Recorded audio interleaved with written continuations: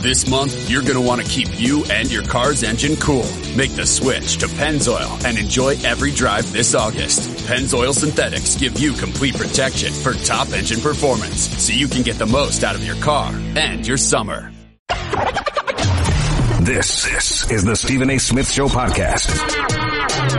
I'm Stephen A. What's up, everybody? Welcome to the latest edition of the Stephen A. Smith Show, coming at you, as I love to do every weekday over the airwaves of ESPN Radio, 250 plus markets across the United States of America, plus ESPN Radio and Sirius XM channel 80. Number to call up, as always, is 888-SAY-ESPN. That's 888-729-3776. Lots to get into today. Preseason football is here. Preseason football is here. We'll definitely get into that. We have to. The number one pick in the NFL draft, Baker Mayfield, up against the number 2 pick, Saquon Barkley. All of that is stuff that we absolutely positively must get into today, along with the slew of NFL games, preseason games that are coming up. Let me say this, because I just want to get this off my chest, because I just want to make sure that everybody understands something. I don't expect much from the New York Giants this year. I don't expect much. I expect a hell of a lot from the Los Angeles Rams. I expect a hell of a lot from the Philadelphia Eagles. I expect a hell of a lot from the New England Patriots. I expect a hell of a lot from the Pittsburgh Steelers. I expect a hell of a lot from the Minnesota Vikings. I expect a hell of a lot from that bad man that he is, Aaron Rodgers. But forgive me if I don't have a lot of expectations when it comes to the New York Giants. When I look at the NFC, for me, ladies and gentlemen, it's coming down to the Rams, the Eagles, and pick your poison about who you want from the AFC South in Atlanta or New Orleans.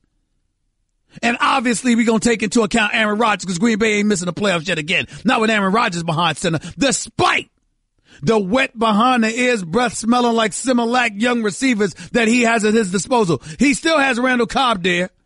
He still has Geronimo Allison there. He still has Devontae Adams there. So I expect that Green Bay will be back. Minnesota will be formidable, especially now that they got Kirk Cousins instead of Case Keenum. But to me, it's about the LA Rams. It's about the Philadelphia Eagles, and everybody else is on the outside looking in. That's right, I said it.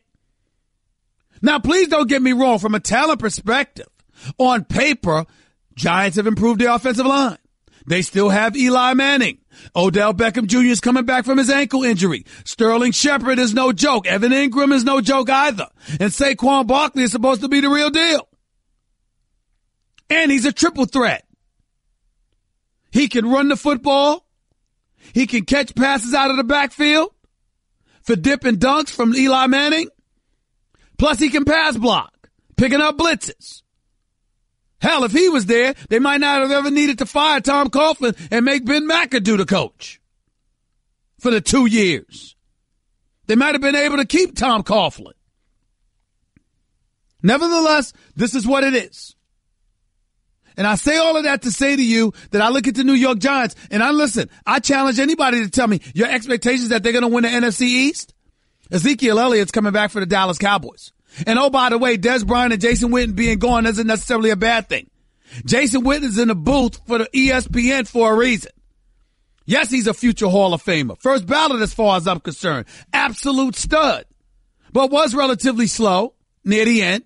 Des Bryant, according to every NFL aficionado you want to talk to, lost a step, clearly wasn't himself any longer. And we see the evidence from that because he can't find a job as of yet. Now they're talking about how he can end up a Houston Texan. Good luck. Actually think that wouldn't be a bad spot for him.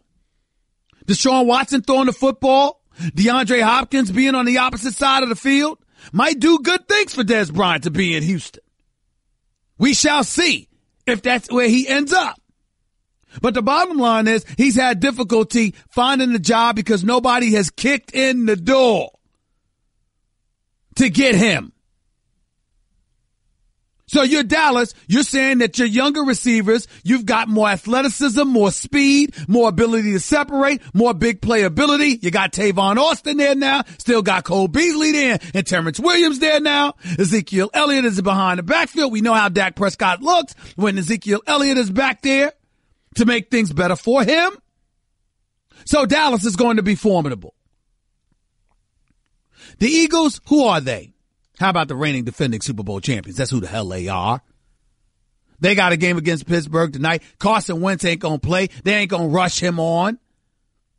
You got people looking at the Philadelphia Eagles wondering about Carson Wentz. And for you Philadelphia Eagle fans out there, you bunch of weak wusses. That's right, I'm calling you out. Why? Because I'm running into Eagles fans everywhere I go. I thought that only Cowboy fans resembled cockroaches. A nuclear bomb can drop on us, and somehow, some way, cockroaches, rats, and a Dallas Cowboy fan would ascend from the rubble. Well, evidently, that appears to be the case with the Philadelphia Eagles, too, because you got people walking around whining and crying about Carson Wentz and when's he going to be ready. I'm sorry. Was he quarterbacking the team when y'all won the Super Bowl over the New England Patriots? Did he help drop 41 points rather on the New England Patriots? Was he the one that left us questioning Bill Belichick and whether or not he should keep his job for benching Malcolm Butler when he had played 97% of the snaps during the regular season, 100% of the snaps during the playoffs. But for the Super Bowl, you're going to talk about it was a coach's decision, and in the best interest of winning, you sat up there and sat down Malcolm Butler? I think Bill Belichick's the greatest coach of this generation, without question. Cheating at all with people that are inclined to bring up Spygate. Damn it, you should learn how to cheat yourself. Because the man has gotten caught and still went out there the year he got caught and got penalized and still went 16-0 during the regular season and went to the Super Bowl with an 18-0 record for the season. Same year. Bill Belichick is a phenomenal coach and a phenomenal football man, somebody who should be revered and worthy of our respect. That's right, Carlton and Tampa. I said it. Until this past Super Bowl. After what he did, I thought it was one of the lowest things that I've ever seen done by a coach. He sat up there and sat down Malcolm Butler. You can't say that you were trying to do what was in the best interest of winning. To bench him from starting, sure. But when you saw how the Eagles was moving the football up and down the damn field, you trying to tell me that Malcolm Butler wouldn't have given you a better chance to win? That's nonsense. But that's what Bill Belichick tried to sell us. And as a result, as far as I'm concerned, I'll never look at him the same again.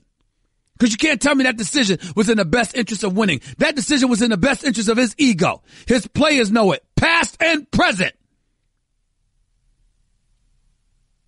And it should be very difficult for him to look in the mirror after what he did.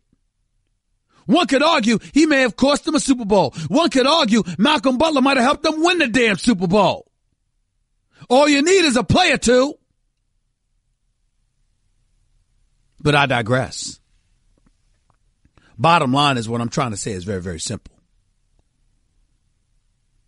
When you look at the slew of teams available, let's be very, very clear.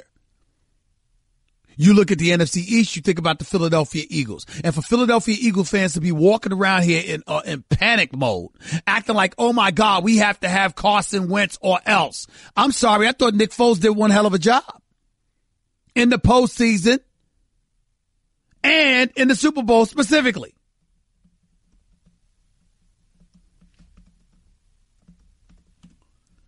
I think people need to be more respectful for the job that he did. And appreciate the fact that even if Carson Wentz is not ready, it's going to be all right. 888-SAY-ESPN. It's 888-729-3776. To me, when you're talking about the Eagles and their supremacy, the one team you got to be worried about is the Los Angeles Rams. Because give credit where credit is due. First of all, Kroenke was smart enough to get rid of Jeff Fisher. Thank the good Heavenly Father. 22 years coaching, 16 years missing the playoffs. What the hell was he doing being a coach? Offense was putrid. Sean McVay comes there his first year, takes the team to the playoffs. Offense gets regenerated and reinvigorated. Jared Goff actually looks like a stud NFL quarterback. Todd Gurley reminds us he can run the damn football. And this is without a defense. So what do you do in the offseason? You go and you get Marcus Peters from Kansas City. You go and you get Aqib Talib from Denver. You get Ndamukong Suh from Miami. But you don't sign Aaron Donald. I don't understand this. And then we read the LA Times today and these news reports, and it's quoting Les Snead. The negotiations between the Rams and Aaron Donald is in the same zip code. What the hell does that mean? What is that? The same zip code? Well, I mean, come on. I mean, this is the kind of stuff that just drives me nuts. And then everybody wants to talk about the business of football. I get the business of football. But what happened to doing the right thing? Listen, last time I checked, when the Rams went to the playoffs last year and wet the bed by not being able to get it done on the offensive side of the ball against the Atlanta Falcons, last time I checked, Ndamukong Suh wasn't there. Aqib Talib wasn't there. Marcus Peters wasn't there. But Aaron Donald was. And this is the same Aaron Donald that held out until the last possible minute last season looking to get paid. And what does he do? Wins NFL Defensive Player of the Year. You know something right now? I try not to point the finger at the Players Association because I like DeMaurice Smith. And obviously when you've got over 1,800 players to take care of, everybody's not going to be on the same page, and you're going to feel an immense amount of pressure to get deals done and to get things done, particularly when you represent a body of individuals who simply are not well-to-do or well-off. Affluency is not their middle names. And when you're stuck behind the 8 ball and you don't have cash and you're pressed, it's problematic for you. It absolutely positively is. And because it's problematic for you and you have those kind of problems, look, y'all, let's just call it what it is. The players are going to get squeezed. We understand that. But you're DeMaurice Smith and the Players Association. You couldn't avoid a 10-year deal without an out. A 10-year deal with no out.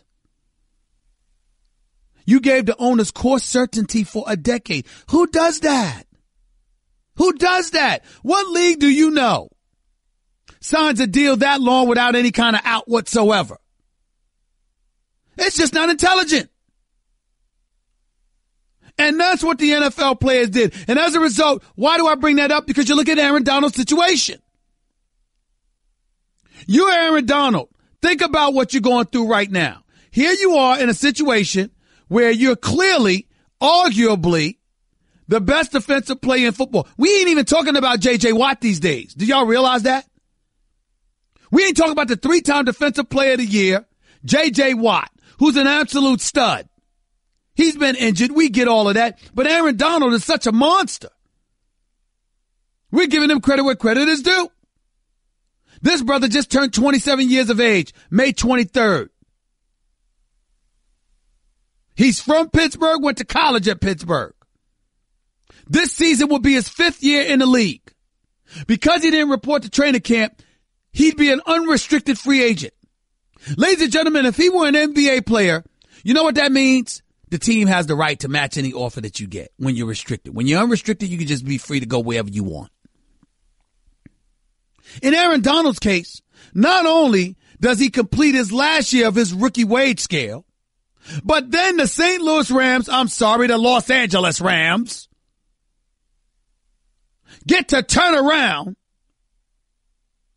and franchise him not once, not twice, but 3 times if they want to. They can own this man for 3 years after this season. I mean, come on, y'all. I mean, come on. That's why if you Aaron Donald, you got to fight this. Why? So they can franchise you again and again and again, and then afterwards you're approaching age 30, and then they're going to say you're on the downside of your career, so that's going to be justification for not paying you anymore. I mean, come on. I understand, believe it or not, salaries not being guaranteed because football is such a violent sport.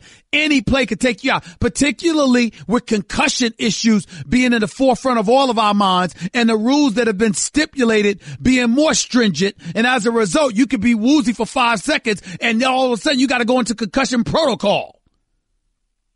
I understand an owner sitting up there saying, well, you know what? We shouldn't have to guarantee these salaries. I think you should have to guarantee salaries year to year. But I have no problem with them not having to guarantee anything more than that. But the flip side is owning your rights and controlling your marketability when you're producing to the degree that they can. How the Players Association could sign off on a deal like this is beyond me. It's beyond me. No wonder DeMaurice Smith and Roger Goodell can't get along. If I'm DeMaurice Smith, I'm hating Roger Goodell every day. Because he muscled me in the schooling me. Wasn't a lack of knowledge on DeMaurice Smith's part. It was a lack of muscle. Roger Goodell's got the support of 32 billionaires. DeMaurice Smith has questionable support from 1,800 players who cash checks. They don't cut them. This is what we're dealing with. This is the sad part of it all. And the fact that the Rams are formidable enough without Aaron Donald makes it even worse. Because I got news for you, ladies and gentlemen. The Los Angeles Rams might be the team to beat in the NFC. You better ask somebody. 888-SAY-ESPN. It's 888-729-3776. By the way, when a player doesn't like a contract, they hold out, right? Well, with Straight Talk Wireless, you never have to because there is no contract. And they use the exact same 4G LTE towers as the big carriers, but for a lot less. Straight Talk Wireless only at Walmart. Refer to terms and conditions of service at straighttalk.com. That's one item I wanted to get into. Here's the other. Ladies and gentlemen, we've been talking about a lot of things this summer as it pertains to the sport of basketball. Talking about LeBron James going to L.A. Talking about Paul George resigning and electing to stay in Oklahoma City. Talking about Carmelo Anthony most recently going to Houston. We know that the Warriors, the reigning two-time defending NBA champions and winners of 3 of the last 4 titles, ain't going anywhere. We've heard all of that noise. Even heard about Kawhi Leonard, who ultimately was traded to the San Antonio Spurs along with Danny Green. And then you got DeMar DeRozan ending up in San Antonio. We know all of this. But something very interesting happened yesterday when Jaylen Brown of the Boston Celtics made news on C.J. McCollum's podcast, if I remember correctly, by stating that he fully expects the Boston Celtics to get to the NBA Finals. And he was bold enough to sit up there and say, I kind of hate the fact that everybody's pointing to us going there because LeBron's left and is going out west. When in fact, we wanted LeBron. We think we would have beat LeBron. Because obviously the assumption is we went to a game 7 without Kyrie Irving and Gordon Hayward. And we came within 48 minutes of a berth in the NBA Finals. So imagine what we're going to do with those brothers coming back next season or this upcoming season. I get all of that. But you know what question that I have for y'all out there, you NBA fans everywhere? First of all, Kawhi Leonard is in Toronto now, not DeMar DeRozan. And Toronto was the number 1 seed with 59 wins last season. It's entirely plausible that Toronto could be coming out of the East and going to the NBA Finals. But I would tell you that I think Boston's the favorite. I would tell you that if Kyrie Irving and Gordon Hayward are healthy, I'm definitely picking Boston as my pick to go to the NBA Finals. Here's my question for the rest of you. You got Boston winning the championship? Do you think the Boston Celtics can beat anybody in the West? That means Golden State. That means L.A. That means Houston. That means Oklahoma City. Do you believe the Boston Celtics can win the world championship? Ladies and gentlemen, I'm here to tell you, I'm not picking anybody over Golden State, but I think Boston and Golden State would be a 7-game series. And if it's back at the Oracle, the Warriors win in 7.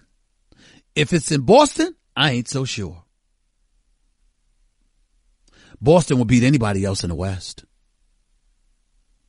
Yes, I said it. The Boston Celtics would beat anybody else in the West. And I think Toronto could. Not Philadelphia. Ben Simmons has to show me he's developed the jump shot. Joel Embiid has to show me he's learned to play with his back to the basket. And they need some playmakers, a Markelle Fultz and others to step up and show that they don't need Ben Simmons giving them the ball by creating space in order for them to get off 3-point shots. They need to be able to put the ball on the floor and create their own shot.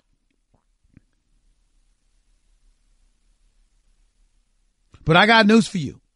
I think the Boston Celtics can win the NBA championship.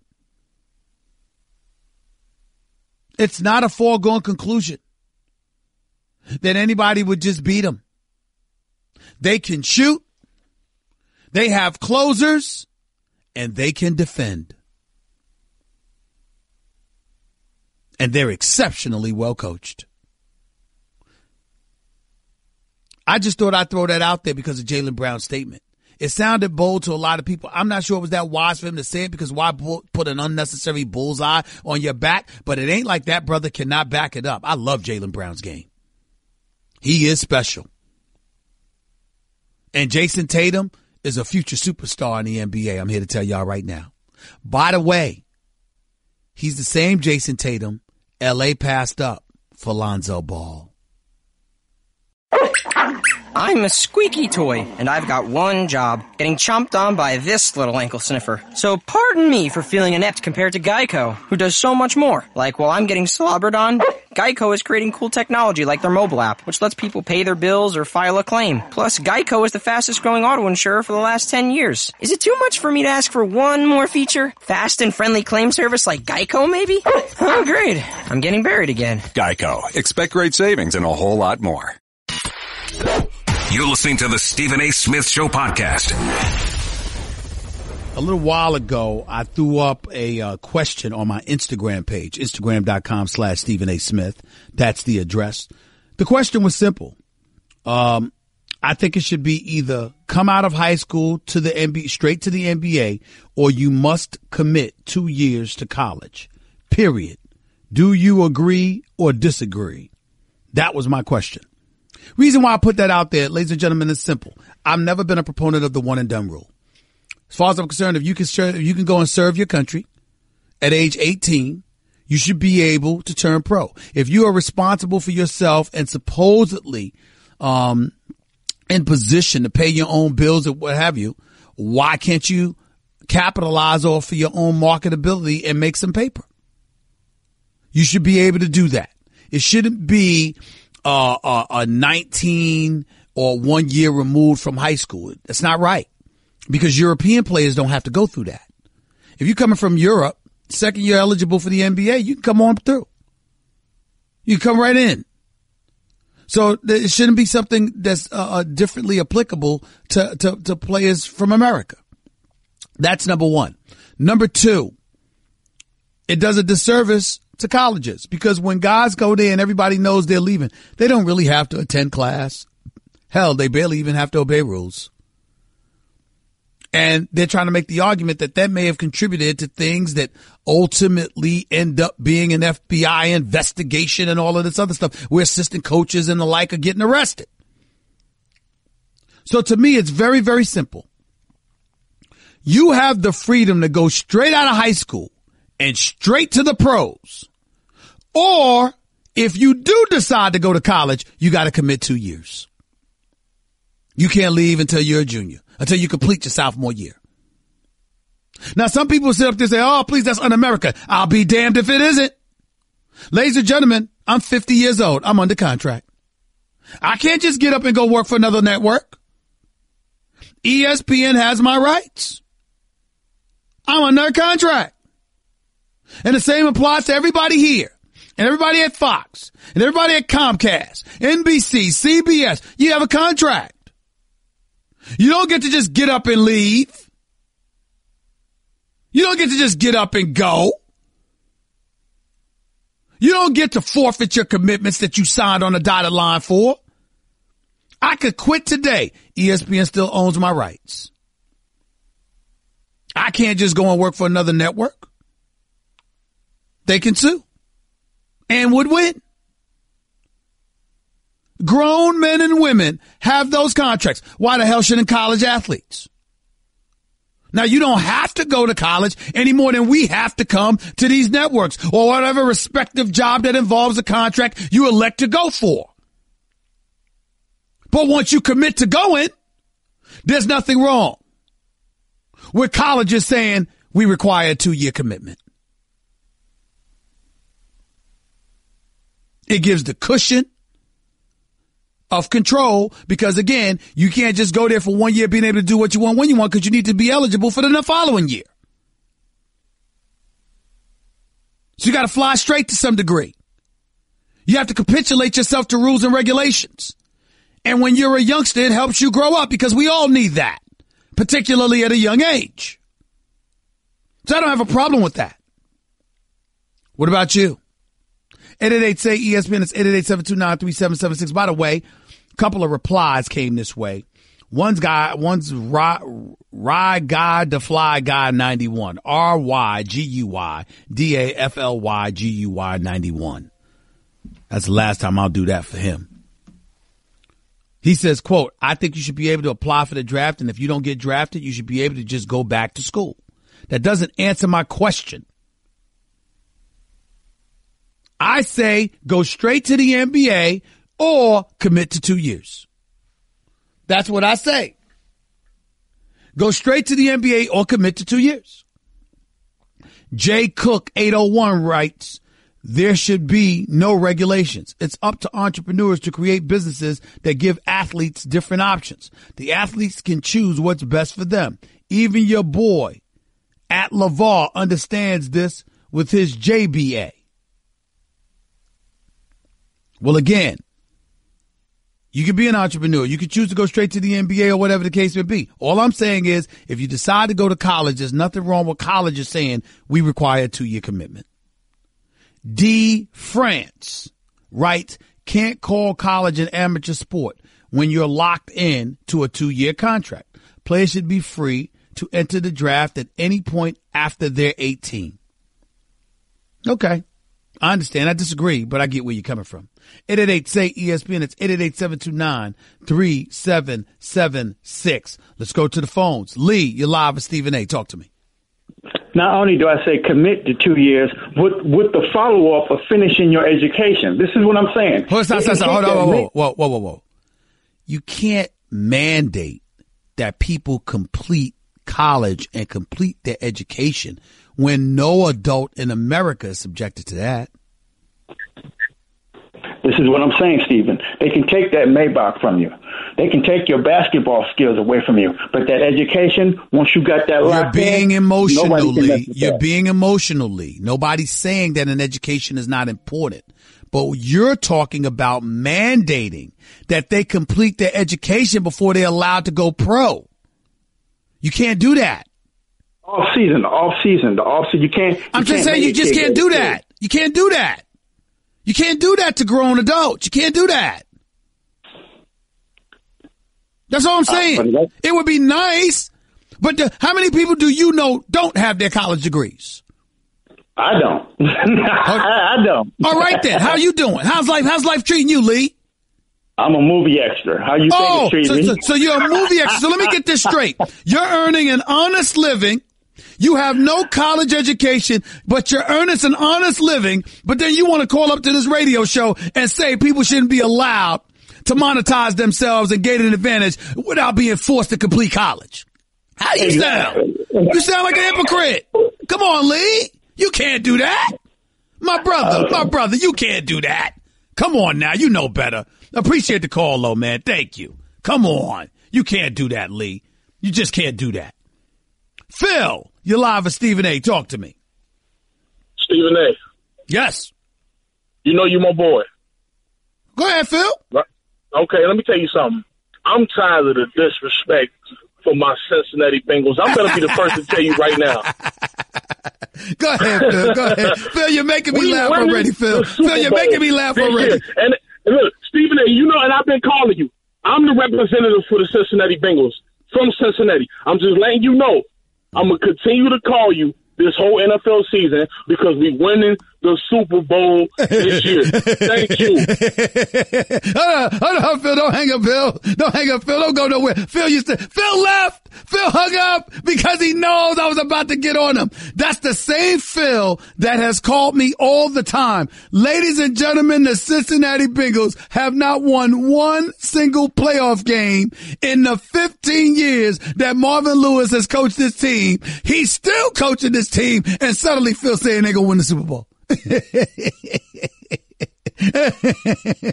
I mean, Phil's almost as funny as Frank yesterday, calling me, talking about how the Knicks are going to be formidable because Joakim Noah, and Ron Baker are coming back.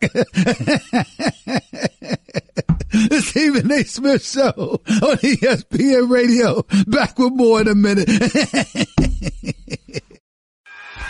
Guess what? You're in the middle of the Stephen A. Smith Show podcast. Damn it, I mean it. Gotta say this, though, as an aside. If nowhere else you know about this guy in New York, you do. His name is Mr. James Dolan. Runs Madison Square Garden. Owner for the Knicks and the New York Rangers. He was on local television in New York singing with his guitar. JD and the Straight Shots, I believe that's what they were called. JD and the Straight Shots. You know, and he essentially was singing a song about just the whole Me Too movement. JD and the Straight Shot, that's what they're called. And he was singing the song essentially about Me Too movement, and he emphasized he wasn't just talking about a guy that he once knew in Harvey Weinstein, and we know what salacious things that he's been in the news for recently and what have you, but he was talking about a host of other people that may not be popular, that folks may not know about, and basically the title of it all was them basically talking about I should have known. I should have known. Now, James Dolan, to his credit, is his own man. New York Knicks fans aren't particularly fond of him, but he is his own man. He marches to his own beat. He does his own things. All I'm saying is that this is the same man that runs Madison Square Garden. And if you remember, they were sued by Nuka Brand Sanders. Sexual harassment and the like. So it's a bit ironic that he would be singing a song like that. But then again, him being his own man, religiously and defiantly proclaiming his innocence throughout it all. Maybe that's what provoked him to sing this song, because ultimately her case against the Garden and Isaiah Thomas and others, ultimately Madison Square Garden had to dole out $11 million. Isaiah didn't, Steve Mills did it. But the Garden did have to dole out $11 million.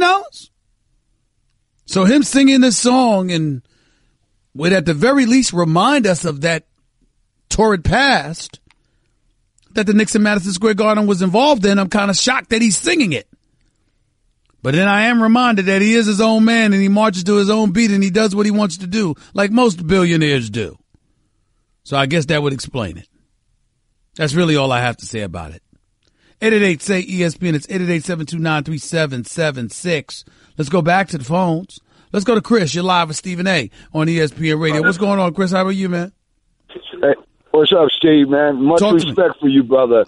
Appreciate it. You and that gentleman about the Cincinnati Bengals really made me laugh. No one's picking the Houston Texans to do anything. The Texans will go to the Super Bowl as long as Deshaun Watson stays healthy. Deshaun Watson will win the most valuable player. Hold on, Chris. Isn't that a lot to put on a dude in his second year?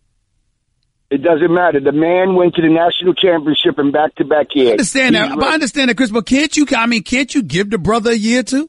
Listen, Deshaun Watson just played a few games and certainly he was incredibly impressive. There is no doubt. And I loved how he played against the Patriots and Brady, but he did lose that game too. The point that I'm trying to make to you is that, give the brother a break. He's just getting into the league. He's still a baby in the league. Why would you do that to yourself? A, you'll be calling me back. You call me next after the Super Bowl, sir. One more thing I would like to make a point. Deshaun Watson played 7 games. He started 6. He had a 3-3 record as a starter. He completed less than 62% of his passes, had 19 touchdowns, 8 interceptions. He can ball. There's no denying it. But, okay, you got DeAndre Hopkins. Who's your other wideout? Who's your running back's going to be? J.J. Watt's coming back. How are you feeling about your defense? There are some questions. How do you feel about Bill O'Brien? There are some questions, Chris. There are questions. I'm just saying, so tell me they're going to go to the playoffs. Tell me they're going to win the division, but you start talking Super Bowl, really? Yes, sir. See, that's emotion right there. I think that's emotion. If it was anybody else, if I rolled up on you and called up to your show and told you that my favorite team is going to the Super Bowl with a quarterback that's had less starts than Jimmy Garoppolo, okay, what would you say to me? I would say to you, I wish you the best. Okay. Well, I wish you the best. Have a nice day. See, you don't have a whole bunch of people emotional about the NFL teams. And by the way, I can't poo-poo it because here's the deal. You could have a team that didn't make the playoffs the year before to win the Super Bowl the next year like the Eagles did. This is the NFL. And it has that kind of parity does exist. So I'm not going to summarily dismiss it. I'm just saying it's a lot to ask. That's my problem with everybody that's been bloviating about Jimmy Garoppolo. Jimmy G. I mean, come on. He's 7-0. He looked really good last year. He's got a great pedigree with Brady and Belichick in his background. But damn it, there's film on him now. Let's see what he does this season. We'll continue talking NFL and NCAA. Get into a little golf as well and then some. Stick around. Hour number 2 with Stephen A. up next. That's just a sample of what you'll hear on the Stephen A. Smith Show. Weekdays at 1 p.m. Eastern on ESPN Radio and the ESPN app. This is the Stephen A. Smith Show podcast. I'm Stephen A. Welcome back to the Stephen A. Smith Show on ESPN Radio, here with you for the next hour over the airways of ESPN Radio. Of course, ESPN Radio also on Sirius XM Channel 80. The number to call up as always is 888-SAY-ESPN. It's 888-729-3776. By the way, become a new card member, and Discover Card will match all the cash back you've earned, dollar for dollar, at the end of your first year. Learn more at discover.com/match. Limitations apply. 888-SAY-ESPN. It's 888-729-3776. I'm coming at you live from Los Angeles, California. I'm out here on moonlighting a little bit, not just doing First Take, not just doing my radio show, but then I got to hustle on over to General Hospital. Brick, my character on General Hospital, my recurring role on General Hospital, returns. So I got to do some taping today on General Hospital, and that's why I am in Los Angeles, California on this particular day, even though I spend a lot of time out here as well, obviously, because my radio show is carried out here on the LA station out here, 710 ESPN LA. So proud of that as well. Lots of stuff to get into. Couple of things I missed out on getting into over the last couple of days that I felt the need to broach. Okay. One of the things that I was talking about, because obviously there's going to be an exhibition game that takes place in Seattle before Key Arena is demolished. Key Arena, where Gary Payton, Sean Kemp, and those boys used to play when they were in Seattle, Washington. Here's my thing. I think that the city of Seattle deserves its basketball team again. I know that before the 2008-2009 season, that's when the Seattle Supersonics moved to Oklahoma City, and the Oklahoma City Thunder became, them. They couldn't come up with the public funding for a new arena. And so Clay Bennett purchased the team. They still owed $45 million, I believe it was, on a lease. They paid that off, moved the team to Oklahoma City. Rest is history. But I think the Seattle market, the city of Seattle, deserves an NBA basketball team. I truly believe that.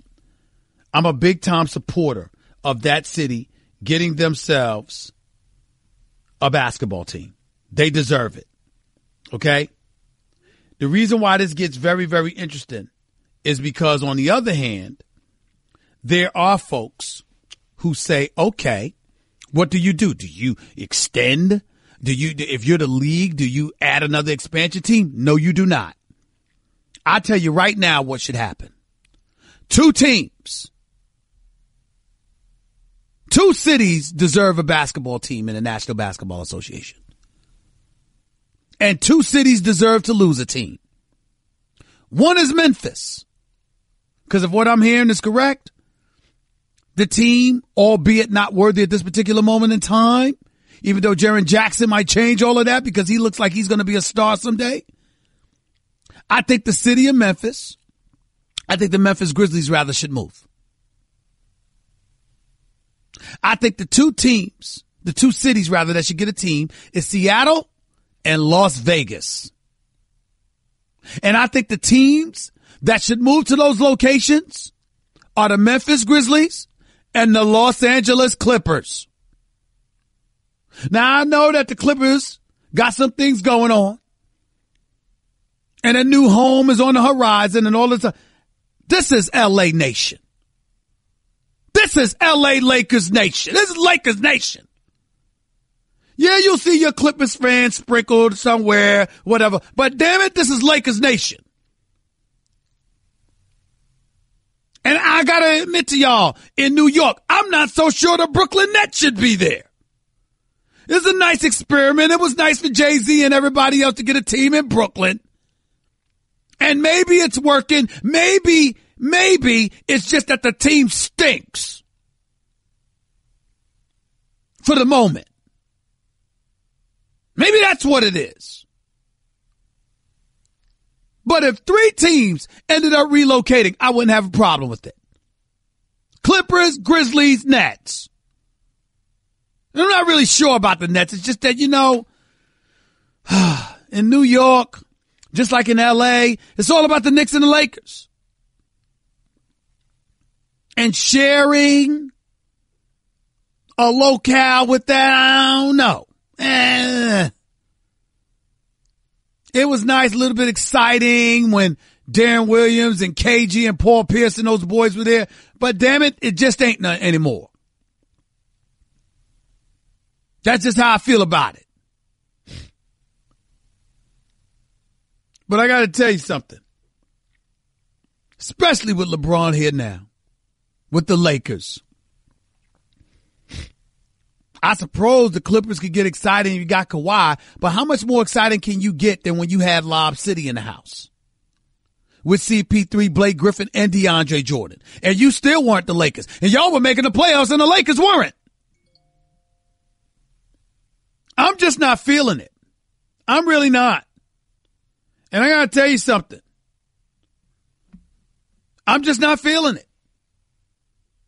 I'm not trying to bring numbers into the equation, not trying to, intimate that people are losing money, whatever. I've heard stories, but I don't know that because I don't have those facts in front of me. That's not where I'm going. I'm just talking about flavor. I'm just talking about sizzle.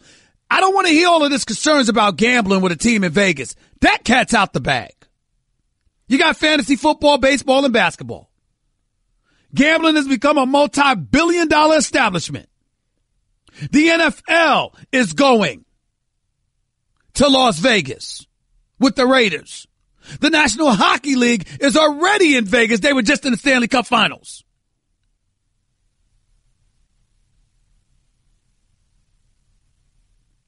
I understand that those casinos, Vegas, Sin City, what happens in Vegas stays in Vegas, but not necessarily so when it comes to sports. Damn it, get over it. Be invasive. Hire additional security personnel. Do what you got to do. But ultimately, you're going to have an NBA team in Vegas. You're going to have to do that. And oh, by the way, that was one of the best All-Star weekends. When the All-Star weekend was in Vegas. I'm just saying. And then when you think about the Pacific Northwest, do you realize as big as the Pacific Northwest is, there's only one team out there, the Portland Trailblazers. All to themselves. Seattle's only 2 hours away. I really, really believe you got to get a team back in Seattle. They're going to build a new arena. Get them a team. That fan base deserves better. That 12th man that we rave about with the Seattle Seahawks.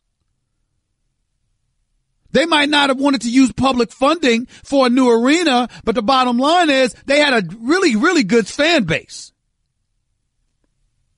Not to mention the fact that we also have to remember, we're talking about presidents that have lamented public funding for these stadiums and arenas.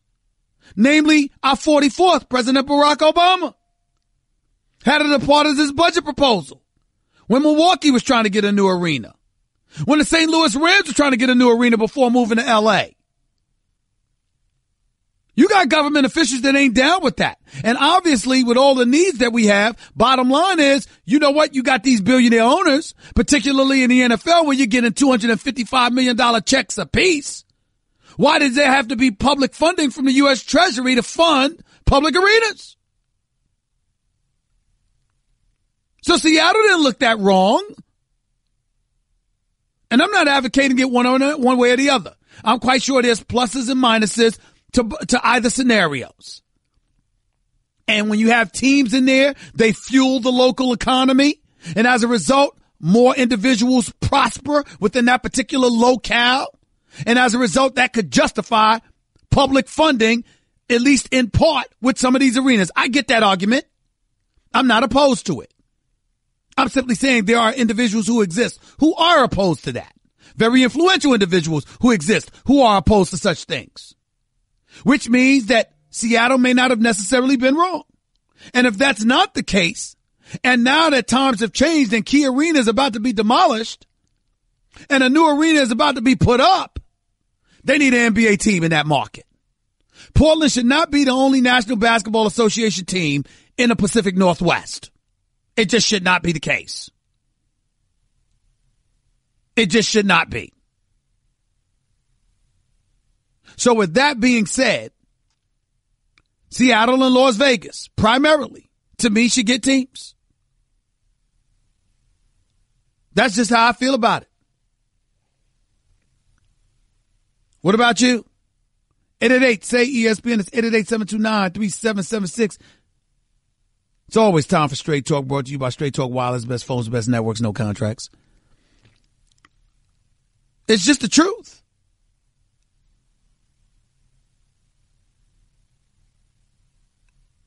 I would think expansion. That's just me. Outside of that, didn't want to get into too much baseball. Yankees swept the White Sox. Congratulations. Bravo.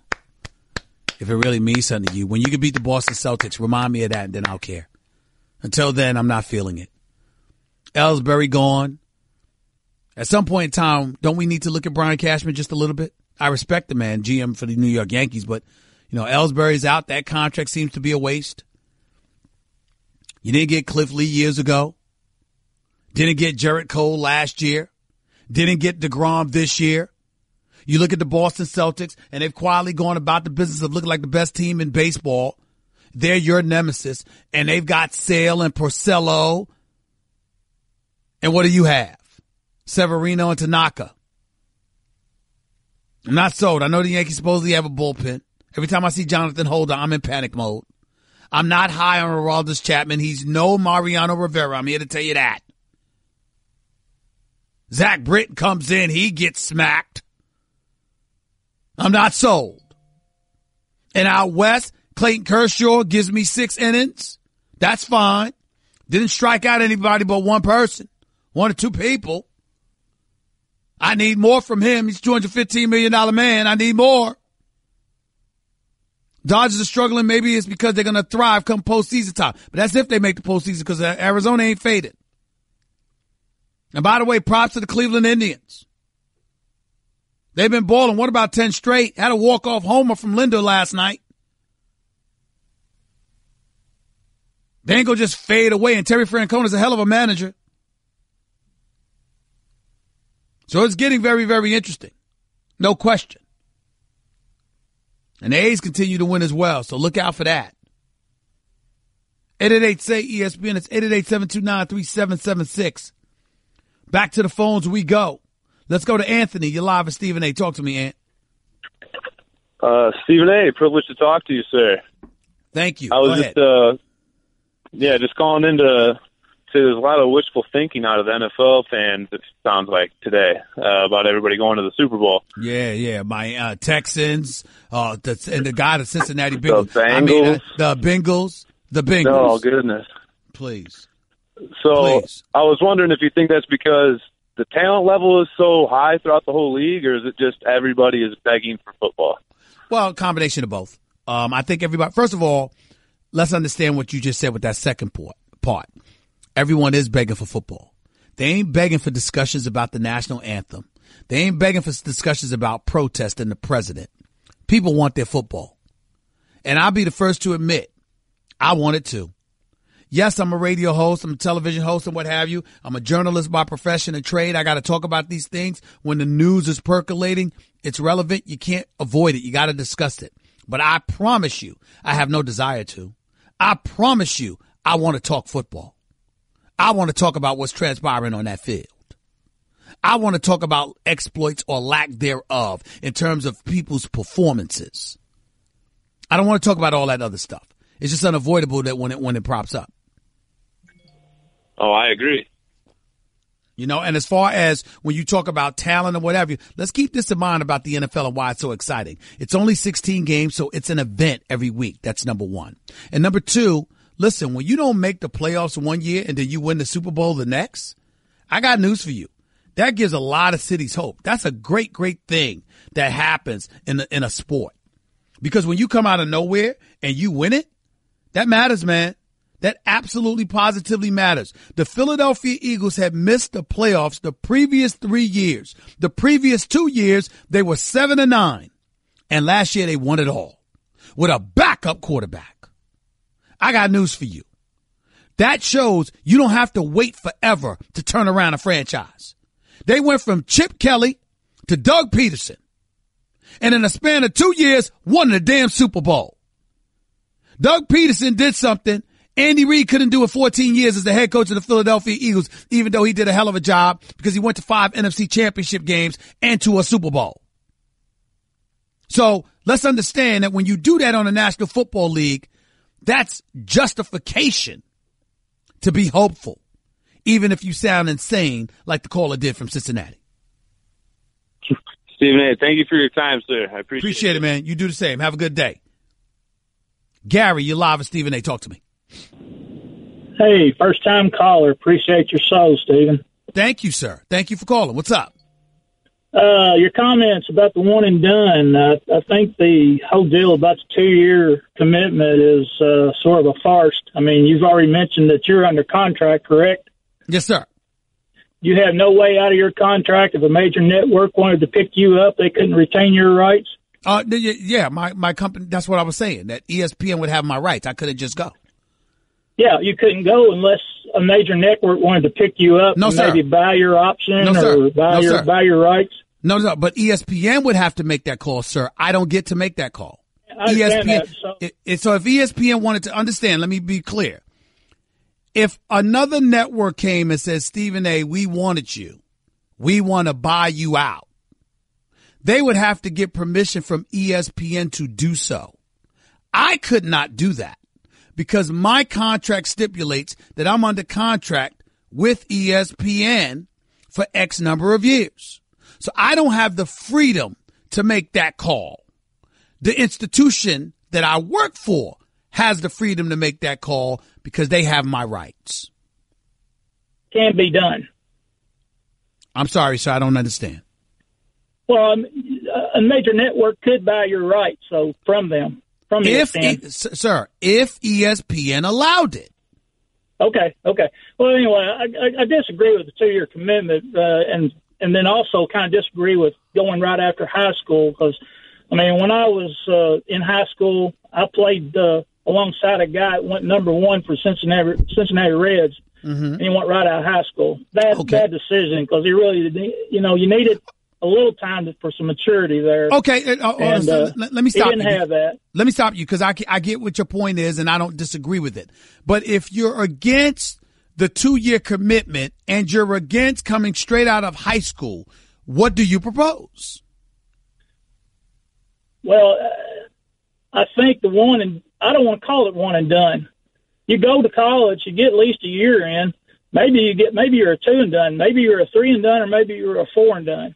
But it doesn't necessarily have to be a 1 and done. I don't have a problem with the way the system is at the moment. The only problem I have is if you want to start making kids have to make long-term commitments, they need to be compensated. But you cannot pay college athletes to play sports, because you'll ruin college sports altogether. Well, sure. As far as so you don't have a problem with administrative officials getting paid and benefiting off the backs of college athletes that they don't want to compensate? I was getting ready to comment that there should be some compensation, but you cannot go to the highest bidder. I mean, every college athlete should get some sort of compensation. Okay. They could do it in a form of a debit card. Okay. A certain amount of money. Well, you don't have to get specific, but you're stipulating that whether it's a stipend or something, they should be compensated in some capacity. I get what you're saying. All I'm trying to say is this: I don't see a problem with you having the freedom to go pro immediately if you want to, but a college saying, or the institution that is the NCAA saying, if you decide to play college basketball, you have to commit to 2 years. I don't have a problem with that. If you decide. Now, you could have the freedom to go pro if you think you're ready now. But if you don't think you're ready now, you don't get to come here for 1 and be done. You have to commit for 2 years. I don't have a problem with that. Well, I do. I think it's restricting your freedom there, but all of our freedoms are restricted to some degree. If you sign a contract as an adult who's fully educated and employed, there's restrictions. All of us do. I just say that I think it's wiser for them to go to college for a year, get used to that atmosphere, get a little bit more maturity. Got it. For the next level. I got it. Hey, Gary, I appreciate your call. Thank you for calling. Feel free to call back anytime. 888-SAY-ESPN. It's 888-729-3776. Here's why I disagree with Gary to another degree. Ladies and gentlemen, why are we acting like commitments are taboo? They're not. If you're Beyonce and you decide to go on a tour, haven't you committed to 10 performances or 20 performances or whatever the case may be? Don't you have a specific day and time you have to show up? In order for business to thrive, you can't just show up haphazardly, unannounced, without anybody knowing, without anybody being able to plan, without a marketing strategy being put forth to promote to the max that you're going to be doing X, Y, and Z so they can profit off of your exploits. If you're Jay-Z and you did a deal with Live Nation, there's stipulations that come with that.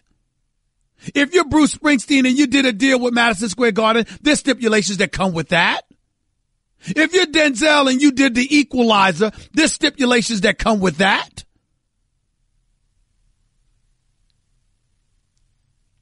You know, that's one of the things that when I remember there was a problem with the comedian and actress extraordinaire who won an Oscar, Monique, about things that she had committed to and what have you. And people were saying, well, she should do more. She should do more. She's like, wait a minute. I honored my commitments. Now, that's a different subject. My point is that everybody has commitments. What's wrong with that? And when we talk about teaching kids and preparing them for the real world, maybe we should prepare them earlier by highlighting commitments. Again, I'm not advocating that they be prohibited from going pro. Let them go straight to the pros out of high school if they want. But if you commit to coming to college, you have to commit to 2 years. I see no problem with that. I don't understand the issue. Not at all. That was Straight Talk Wireless, nationwide coverage on America's largest and most dependable 4G LTE networks. God, it's time to get up off the couch. Seriously, get out to a game, a show, or something. I know that the first half of the baseball season has consumed your life for weeks now, but have you looked outside your window yet? It's time to stop watching the games and start going to them with Vivid Seats. From front row to upper deck, Vivid Seats has options to fit your needs. So grab your friends, pick a game or a show from the official ticket partner of ESPN. Go to vividseats.com/ESPN today for an exclusive discount offer. 888-SAY-ESPN. That's 888-729-3776. Y'all would know him as the resident golf analyst for ESPN. His name is Michael Collins. I call him Dear Abby. Why? Because every time he comes on the air, he's got a whole bunch of emotional excuses for Tiger Woods. That's what I call him, Dear Abby. Dear Abby, Michael Collins. He's up next with Stephen A. on ESPN Radio. Craving even more of Stephen A? Him of all people. For around-the-clock access to the man? I'm Stephen A. You can follow him on Twitter and Instagram at Stephen A. Smith and on Facebook at Stephen A.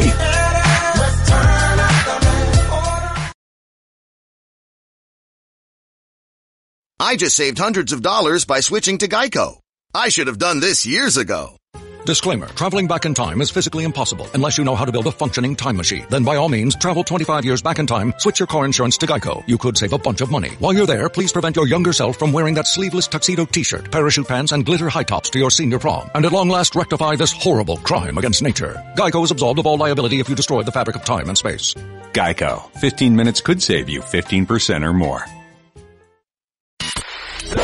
You're listening to the Stephen A. Smith Show podcast. 888-SAY-ESPN. That's 888-729-3776. Waiting for Mr. Dear Abby himself, my man Michael Collins, our golf analyst extraordinaire, to come on the line. Then when he comes on, I'll put him on. Until then, I'll get back to the phones with all of you. Dennis, you're live with Stephen A. Talk to me. Yeah, what's going on, Stephen A? First time caller, long time listener. Love your show, man. Dennis, I apologize. Hold on for 1 second. I appreciate it, but my man Michael Collins is on the line with me right now. I'm not cutting you off. I'll come back to you, Dennis, as soon as I finish with my man. Michael Collins, are you there, sir? You know I am, brother. You know I am. Now, you know I affectionately mess with you, and I told my listeners I call you Dear Abby. Because obviously you get a bit emotional, you understand, and you got an emotional excuse for every subpar performance Tiger Woods puts on. Oh, you know his back. Oh, he's emotional. Oh, he's been tired. Oh, his swing. Oh, his shoes and his socks and Lord knows what else. Well, listen, already today, you understand, the first day of the PGA, the brother's tied for 29th. You know, shot an even 70, okay, along with Rory McIlroy. Is there anything you want to discuss about Tiger today, sir? Any explanation for him already being 5 shots back? I don't know why you trying to throw me under the bus and say I make emotional excuses for Tiger Woods. Look, I am just like you. I tell the truth. Some people like it. Some people don't like it. The Tiger lovers, when I tell the truth, and they hear something they don't like, apparently I hate Tiger. And the haters, when I say something they don't like, well, then I'm all about being a Tiger lover. You know what it was today for Tiger Woods? It was the story of 2 different Tiger Woods. This is a dude who came into this week after telling everybody there are going to be times that my back's going to stiffen up and I'm just not going to be able to get it loose. I spent a whole bunch of time in a bunch of ice baths, which I don't even believe a little bit, because there's a cryo unit not far from this golf course. And we know how Tiger thinks of himself as like an elite athlete, and elite athletes don't do ice baths anymore. They do cryo. So he gets here and wants to play 9 holes on Tuesday, and Mother Nature drops some lightning, and it's like, nah, you ain't playing 9. You're only playing 5. And then yesterday he only played 9 holes. So he'd only seen 14 of the holes on the golf course. So we're looking at the first time that I can say Tiger Woods was coming into a major championship unprepared compared to what he normally is prepared. And his front 9 looked like a dude who was not prepared. He started the day off going bogey double. He only hit 3 out of the first 7 fairways and 4 out of the first 9 greens. But then so what are we to make of that, Michael Collins? What are we showed up? Well, what are we to make of that? The fact that he came on the golf course unprepared. That's not like him, is it? No, it's not. But we're also talking about somebody now who wants to play 5 out of the next 6 tournaments and try and get on the Ryder Cup team, which means he'll play 7 out of the next 9 tournaments. That's not. I agree with you. I saw you yesterday talking about it. I agree with you. I don't think Tiger should be pushing himself to do that. I think neither. And it drives me crazy because I understand his drive to want to be out there playing and hanging with the guys. But you got to look big picture sometimes. You know, he always talks about the one thing me and him always talk about when we're walking around on the golf course on practice days is our family. And I'm thinking to myself, well, you got to think about your family too. Like, you don't want your back to just one day go, you know what, we're done. We ain't doing this no more. And you're not going to play with your grandkids. It's just not worth it. I would much rather have Tiger for 2 years than for only 8 tournaments because he's trying so hard to make the Ryder Cup team. Like, the Ryder Cup is an exhibition. It's not even a competition. Right. Like, don't do something stupid to hurt your career when in the long run, it would be better to have you around for a longer period of time, even if that means you got to miss the FedEx Cup, a couple of playoff events, maybe the Tour Championship. Like, so what? You don't need money, Tiger. What you doing? We're talking to Michael Collins, our resident PGA analyst extraordinaire. He's right here with Stephen A. on ESPN Radio. By the way, Michael Collins, Maddie and the Caddy podcast, hosted by Michael Collins, has new episodes every week. Listen on the ESPN app or on Apple Podcasts. This is the Stephen A. Smith Show on ESPN Radio, presented by Progressive Home Insurance. Getting a quote is easier than ever before. Let's go back to Dear Abby. Michael Collins. Here's the deal. Let me ask you this question. Tell the truth. Tell the truth. When you see somebody like me saying, Tiger's done. The old Tiger will never be again. It's a wrap. I can't see him ever winning a major. I can see him being respectable. I can't see him ever winning a major again. To that, you have said what? Can you see him winning a regular PGA Tour event again ever? I don't Just a regular PGA Tour event. Maybe a regular one. I guess what I'm saying is in terms of going up against the elite, because all the elite dudes don't always, compete in all of those non-major tournaments, as you well know a hell of a lot better than me. My point is, I don't believe that Tiger Woods can sustain a level of excellence for 4 days. That's my issue. You know what? I can't believe I'm going to say this, and you are on the exact same page. And I will say this as well.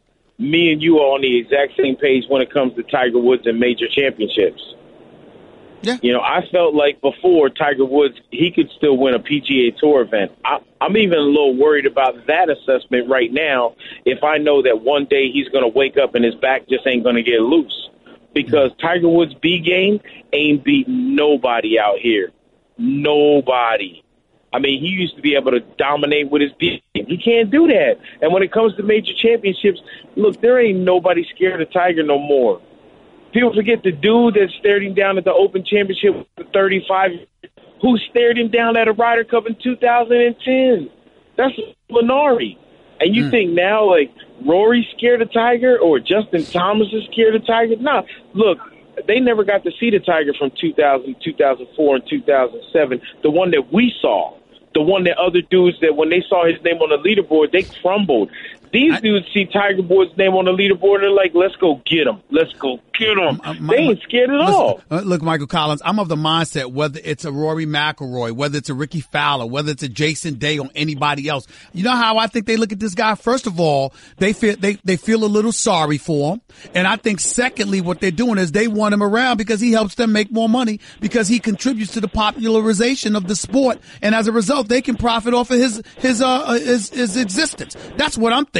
What about you? The one thing about Tiger Woods is when people are like, does Tiger still move the needle and do we cover Tiger too much? Well, here's the thing.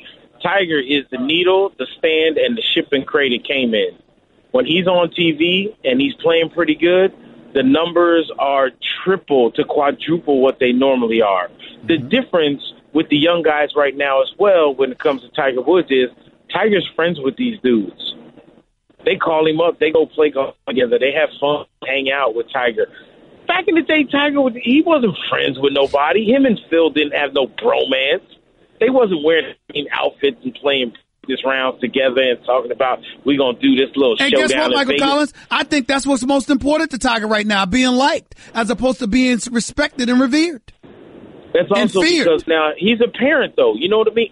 And look, a lot of things change when you become a parent. And the lessons that you want your kids to learn and the lessons that you've learned in your life as a parent, you're like, you know what? I don't want my kids to see me as a guy who doesn't have friends out on the golf course, as a guy who doesn't or isn't approachable, as a guy who doesn't sign autographs for other kids. Like, those aren't the lessons that he's going to teach his kids, and he's not.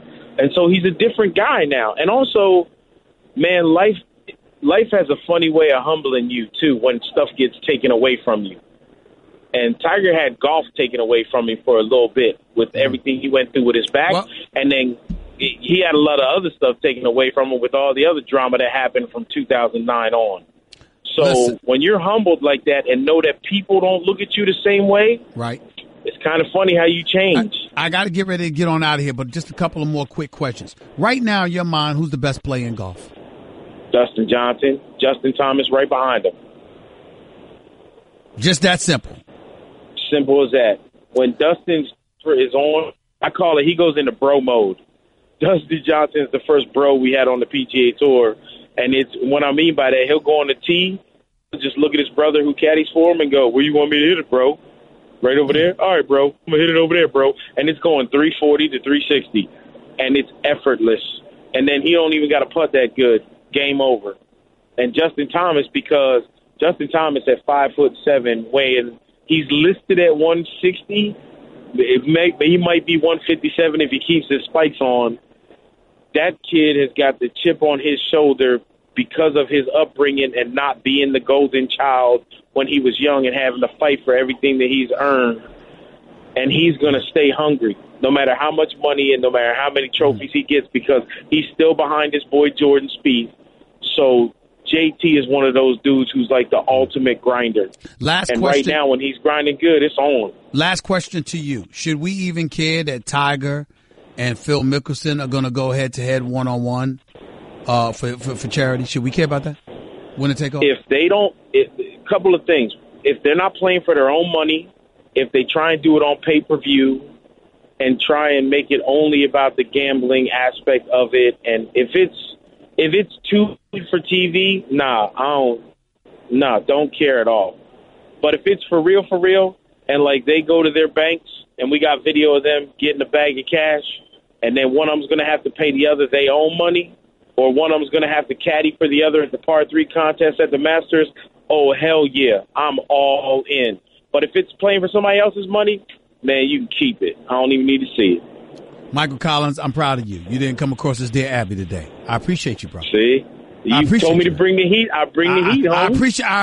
I appreciate it. You was getting a little bit emotional for Tiger in the past. But I appreciate it. Thanks a lot, man. Go out there and enjoy yourself, man. We'll talk soon. Yeah, thank you, my brother. We'll talk soon. Take it easy. Thanks, the one and only Thanks. Michael Collins right here with Stephen A. on ESPN Radio. 888-SAY-ESPN. It's 888-729-3776. Back with your calls to close out the show in a minute with Stephen A. on ESPN Radio.